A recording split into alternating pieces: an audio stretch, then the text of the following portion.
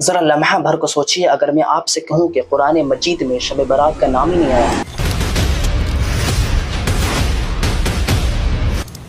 سب سے پہلے قرآن کی طرف آئیے۔ بعض حضرات سورہ دخان کی آیت پڑھ کر کہتے ہیں کہ بابرکت رات سے مراد شب برات ہے، مگر خود قرآن اپنی تفسیر خود یوں کرتا ہے، انا انزلناہ فی لیلۃ القدر، ہم نے اس قرآن کو شب قدر میں نازل کیا، اور فرمایا شہر رمضان الذی انزل فیہ القرآن، رمضان وہ مہینہ ہے جس میں قرآن نازل کیا گیا، یعنی بابرکت رات لیلۃ القدر ہے اور وہ رمضان میں ہے۔ یہ صاف طور پر قرآن قریم میں فرما دیا گیا ہے، نہ کہ شعبان کی 15ویں رات میں۔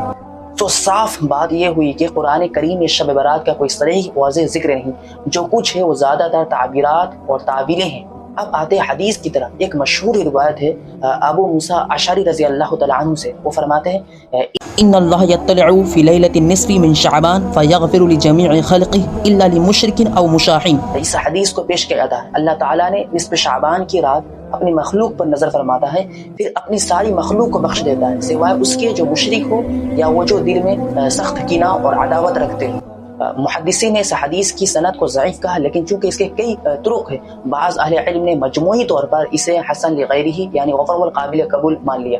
لیکن دھیان رہے کہ اس ایک حدیث میں کہیں بھی یہ نہیں لکھا کہ 100 رکعت کی مخصوص نماز، فلاں صورت اتنی مرتبہ، اجتماعی جلسہ، حلوہ، فرض عین مان لیا جائے، پورے محلے کا چراغاں، یہ سب کچھ نبی صلی اللہ علیہ وسلم سے ثابت نہیں۔ یہ ساری ڈیٹیل ہم نے خود کریٹ کی ہے۔ حدیث صرف بخشش اور دلوں کو پاک کرنے پر زور دیتی ہے، نہ کہ آج والے مکمل کلچر پیکج پر۔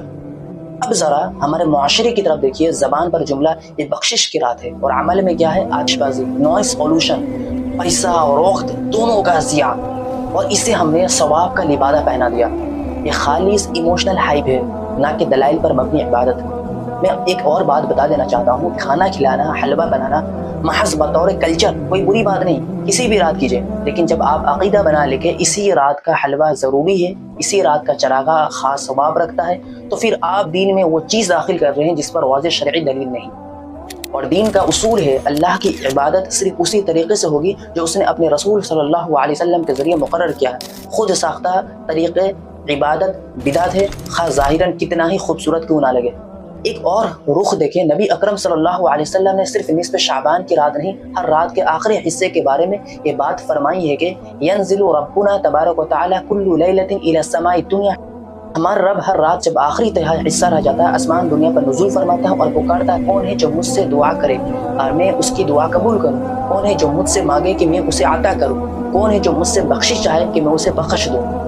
اب یہاں پر ذرا غور کریے، یہ دروازہ ہر رات کھلا ہوا ہے، صرف ایک سالانہ شو کے طور پر، یہ شب برات پر نہیں۔